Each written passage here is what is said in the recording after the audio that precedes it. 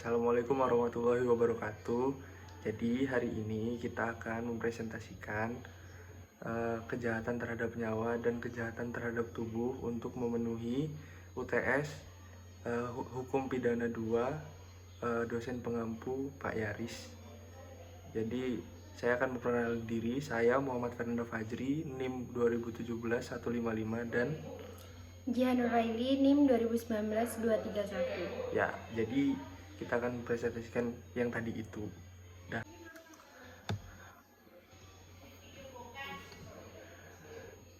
Jadi pertama saya akan mempresentasikan kejahatan terhadap nyawa.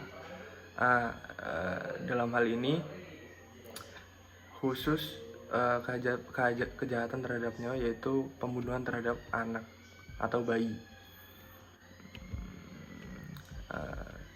Kesengajaan menghilangkan nyawa orang lain oleh Kitab Undang-Undang Hukum Pidana atau KUHP yang dewasa ini berlaku telah disebut sebagai suatu pembunuhan. Tindak pidana pembunuhan atau kejahatan terhadap nyawa adalah berupa penyerangan terhadap nyawa orang lain. Untuk menghilangkan nyawa orang lain itu, seorang pelaku harus melakukan suatu rangkaian tindakan yang berakibat dengan meninggalnya orang lain. Kejahatan terhadap nyawa dalam KUHP dapat dibedakan atau dikelompokkan atas dua dasar, yaitu satu, atas dasar untuk kesalahan, lalu yang kedua atas dasar objeknya atau nyawa. Atas dasar kesalahan ada dua kelompok kejahatan terhadap nyawa, ialah kejahatan terhadap nyawa yang dilakukan dengan sengaja, kejahatan terhadap nyawa yang dilakukan karena kelalaian.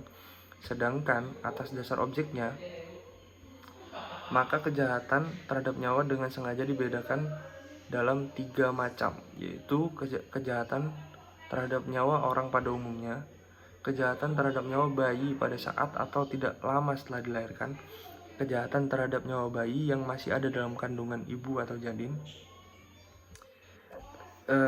yang dimuat dalam pasal 346, 377, 348, dan 349. Dilihat dari segi kesengajaan atau dolus, maka tindak pidana terhadap nyawa ini terdiri atas dilakukan dengan sengaja, dilakukan dengan sengaja disertai kejahatan berat, dilakukan dengan direncanakan lebih dahulu atas keinginan yang jelas dari yang dibunuh, dan menganjurkan atau membantu orang untuk bunuh diri.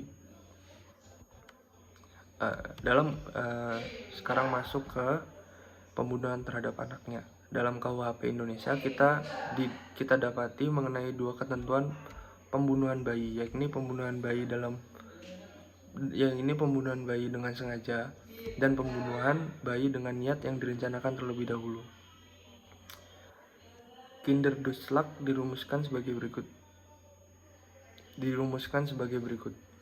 Seorang ibu yang karena takut akan ketahuan melahirkan anak pada saat anak dilahirkan atau tidak lama kemudian dengan sengaja merampas nyawa anaknya diancam karena membunuh anak sendiri dengan pidana penjara paling lama 7 tahun.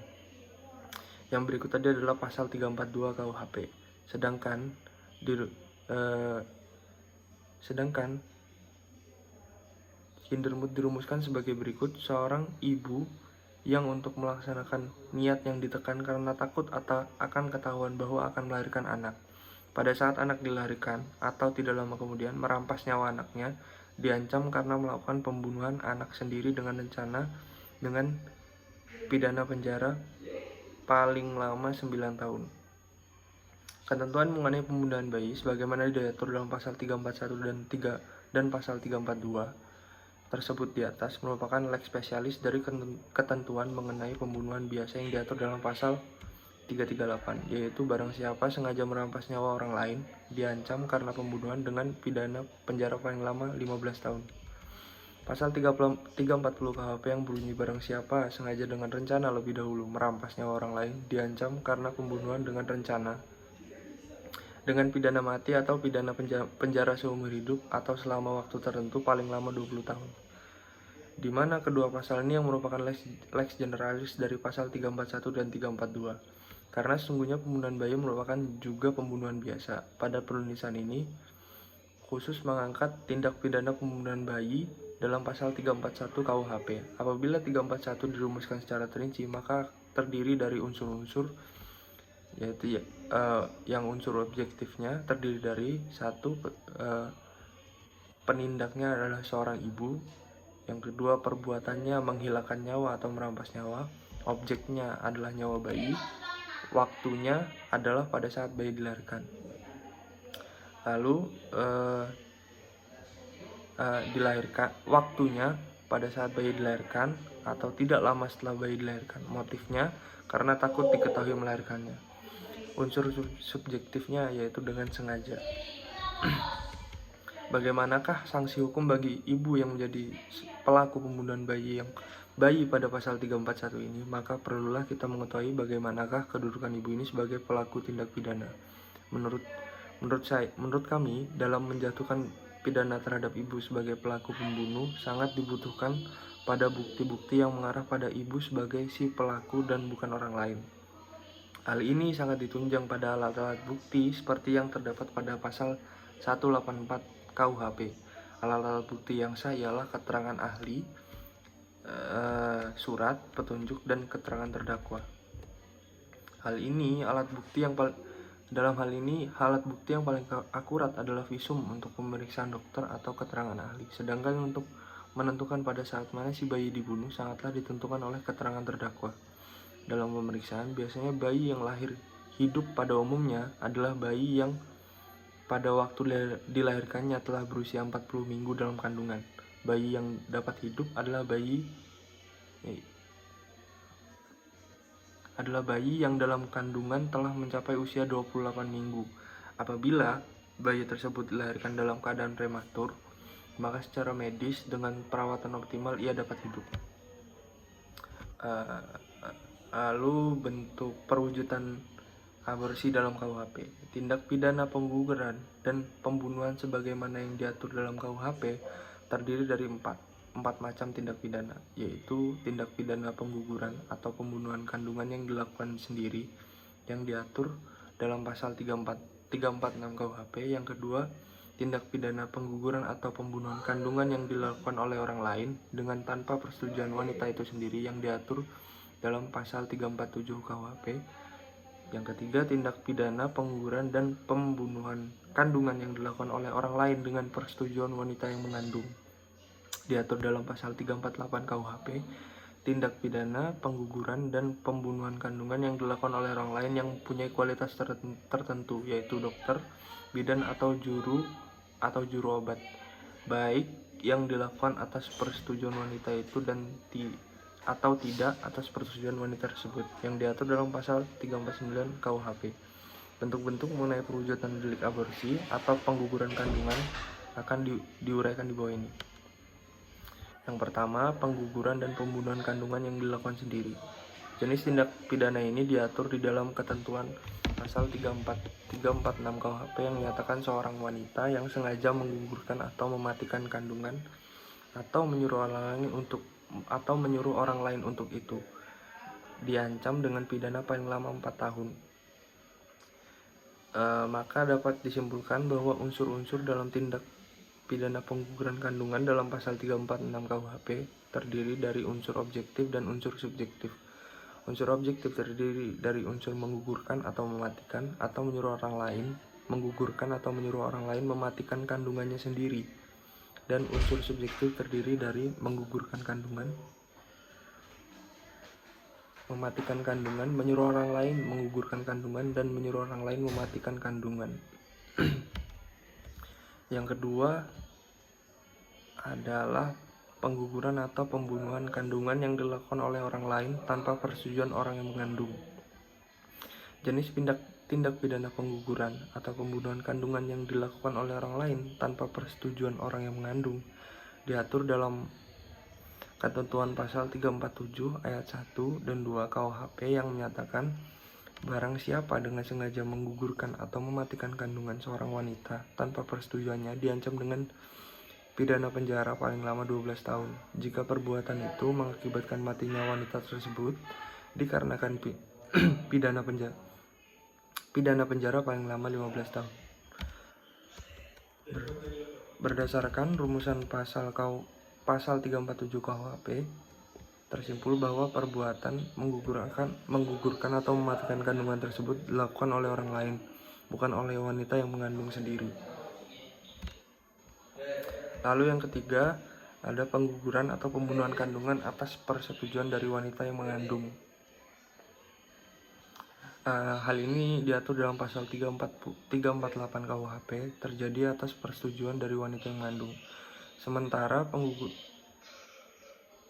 pengguguran atau pembunuhan yang diatur dalam pasal 347 KUHP terjadi tanpa persetujuan dari wanita yang mengandung. Adanya perbedaan yang cukup prinsipil di atas menjadi antara kedua tindak pidana tersebut diancam dengan pidana yang berbeda. Pasal 347 KUHP memuat ancaman pidana yang jauh lebih berat bila dibandingkan dengan pasal 348 KUHP. Persetujuan dari wanita yang mengandung sendiri merupakan unsur yang meringankan pidana dalam tindak pidana yang diatur dalam pasal 348 KUHP. Persetujuan dalam konteks pasal 348 KUHP mengandung makna bahwa wanita yang mengandung itu menyetujui atau menghendaki terhadap gugurnya atau matinya kandungan. Dalam hal ini tidak dipersoalkan dari mana inisiatif pengguguran atau pembunuhan kandungan itu berasal. Dari manapun inisiatif itu, dari wanita yang mengandung sendiri atau dari orang lain, sepanjang inisiatif itu kemudian menjadi kehendak bersama dari wanita mengandung itu. Dalam hal ini harus dibuktikan adalah apakah gugurnya atau matinya kandungan perempuan itu dikehendaki oleh wanita yang mengandung sendiri atau tidak. Jadi dalam hal ini wanita yang mengandung itu hanya menyetujui terhadap gugurnya atau matinya kandungan itu sendiri. Dengan demikian, terhadap wanita yang mengandung itu sendiri bersalah melakukan tindak pidana dalam pasal 346 KUHP. Sementara orang lain yang menggugurkan atau mematikan dengan atas persetujuan itu bersalah melanggar pasal 348 KUHP. Bentuk pertanggungjawaban pidana pelaku aborsi pemilik kandungan yang belum menikah. Kejahatan aborsi di dalam KUHP tidak memberikan pengecualian terhadap pelaku yang melakukan kejahatan tersebut. Sekalipun untuk alasan medis, KUHP juga tidak membedakan pelakunya apakah sudah menikah atau belum. Ini dikarenakan unsur subjektif dalam setiap rumusan delik di dalam pasal kejahatan buku kedua adalah setiap orang baik yang sudah menikah ataupun belum. Adalah setiap orang baik yang sudah menikah ataupun belum, karena objek pemidanaan adalah perbuatan dari si pelaku yang dipandang bertentangan dengan ketentuan hukum. Jika si pelaku aborsi adalah perempuan pemilik kandungan yang belum menikah, maka kemampuan bertanggung jawab tetap ada padanya kecuali ada alasan pemaaf untuk itu. Artinya setiap perbuatan aborsi yang diatur di dalam KUHP bersifat imperatif dan tidak ada pengecualian sekalipun dengan alasan medis. Ditinjau dari sudut pandang kebijakan hukum pidana, ketentuan pidana mengenai aborsi yang diatur dalam Undang-Undang Nomor 36 Tahun 2009 tentang Kesehatan merupakan sebuah terobosan hukum karena mengandung prevensi umum dan prevensi khusus yang menekan angka kejahatan aborsi kriminalis. Dengan mengenakan ancaman pidana yang demikian beratnya itu, diharapkan para pelaku aborsi menjadi jera dan tidak mengulang perbuatannya. Dalam dunia hukum, hal ini disebutkan prevensi khusus, yaitu usaha pencegahan agar pelaku aborsi tidak lagi mengulangi perbuatannya. Sedangkan prevensi umum berlaku bagi warga masyarakat karena mempertimbangkan baik-baik sebelum melakukan aborsi daripada terkena sanksi pidana yang amat berat tersebut.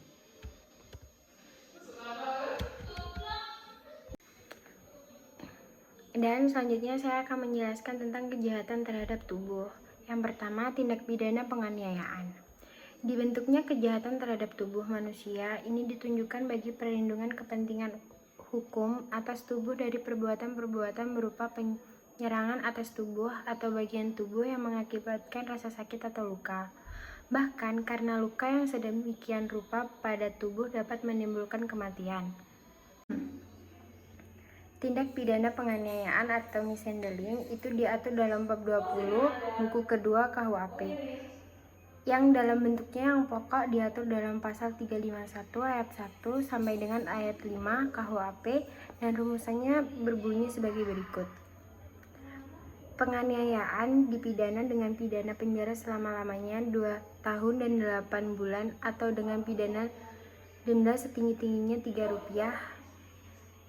Jika perbuatan tersebut menyebabkan luka berat pada tubuh, maka orang yang bersalah dipidana dengan pidana penjara selama-lamanya 5 tahun.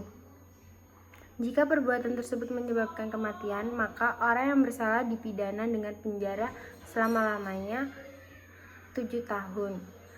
Disamakan dengan penganiayaan, yakni kesengajaan merugikan kesehatan. Percobaan melakukan kejahatan ini tidak dapat dipidana.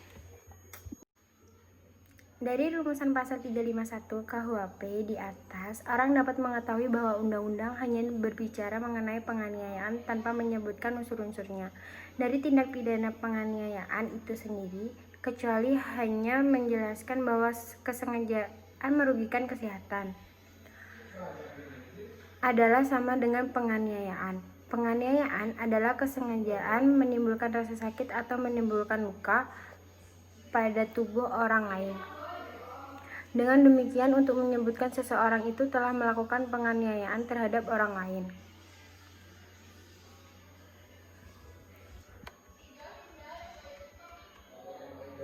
Bentuk-bentuk penganiayaan atas dasar unsur kesalahan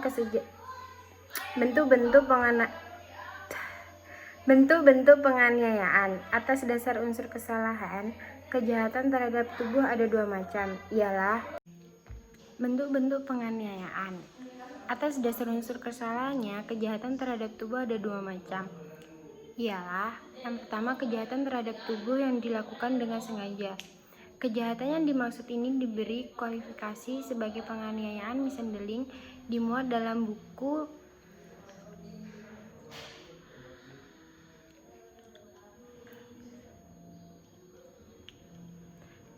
Yang pertama, kejahatan terhadap tubuh yang dilakukan dengan sengaja. Kejahatan yang dimaksud ini diberi kualifikasi sebagai penganiayaan mishandling, dimuat dalam bab 20 buku 2 pasal 351 sampai dengan pasal 358 KUHP. Kejahatan terhadap tubuh yang dilakukan dengan sengaja penganiayaan dapat dibedakan menjadi 6 macam, yakni yang pertama, penganiayaan biasa pasal 351 KUHP. Pemberian kualifikasi sebagai penganiayaan biasa dapat disebut juga dengan penganiayaan bentuk pokok terhadap ketentuan pasal 351 KUHP sungguh tepat, setidak-tidaknya untuk membedakan dengan bentuk penganiayaan lainnya.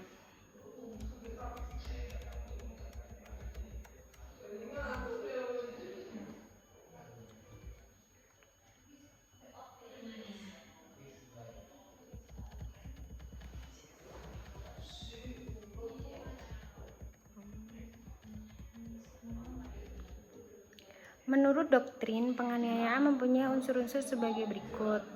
Pertama, adanya rasa sakit. Kedua, adanya perbuatan. Yang ketiga, adanya akibat perbuatan yang dituju, yakni rasa sakit pada tubuh dan luka pada tubuh. Unsur yang pertama adalah berupa unsur subjektif kesalahan untuk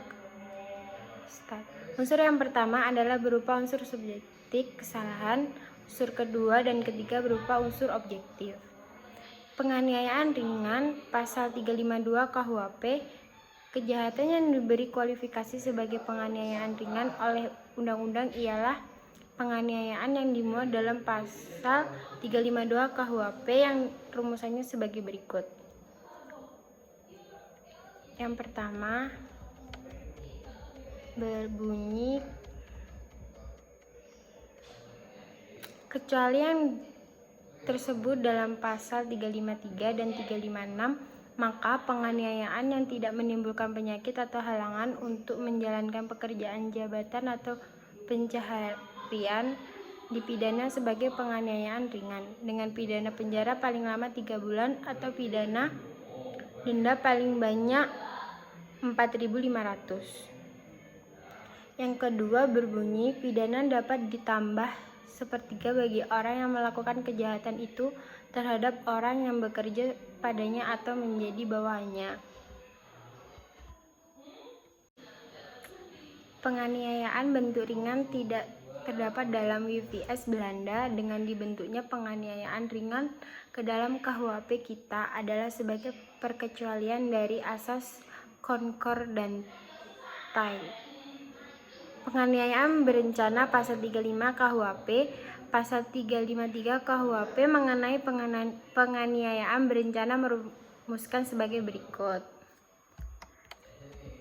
Yang pertama, penganiayaan dengan rencana lebih dulu dipidana dengan pidana penjara paling lama 4 tahun. Yang kedua, jika perbuatan itu menimbulkan luka-luka berat, yang bersalah dipidana dengan pidana penjara paling lama 7 tahun.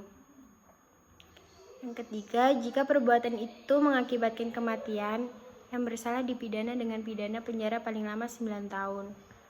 Ada 3 macam penganiayaan berencana, yaitu penganiayaan berencana yang tidak berakibat luka berat atau kematian, penganiayaan berencana yang berakibat luka berat, dan yang terakhir penganiayaan berencana yang berakibat kematian.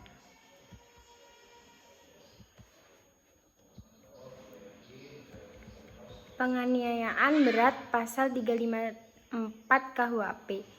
Penganiayaan yang oleh undang-undang diberi kualifikasi sebagai penganiayaan berat ialah dirumuskan dalam pasal 354 KUHP yang rumusannya adalah sebagai berikut. Yang pertama, barang siapa sengaja melukai berat orang lain dipidana karena melakukan penganiayaan berat dengan pidana penjara paling lama 8 tahun. Jika perbuatan itu mengakibatkan kematian, yang bersalah dipidana dengan pidana penjara paling lama 10 tahun. Penganiayaan berat berencana. Pasal 355 KUHP. Penganiayaan berat berencana dimuat dalam pasal 355 KUHP yang rumusannya adalah sebagai berikut. Yang pertama, penganiayaan berat yang dilakukan dengan rencana terlebih dahulu dipidana dengan pidana penjara paling lama 12 tahun. Jika perbuatan itu menimbulkan kematian, yang bersalah dipidana dengan pidana penjara paling lama 15 tahun.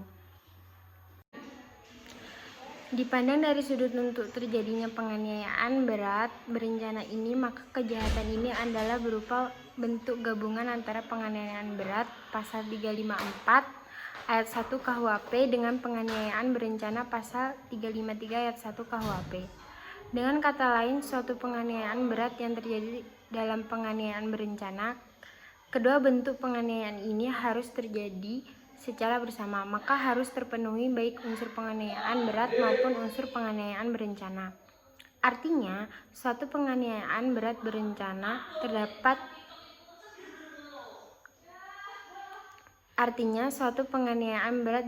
dapat terjadi apabila kesengajaan petindak tidak saja ditunjukkan pada perbuatannya, misalnya memukul dengan sepotong besi, dan pada luka berat tubuh orang lain sebagaimana pada penganiayaan berat, melainkan juga ada direncanakan lebih dulu sama sebagaimana pada penganiayaan berencana.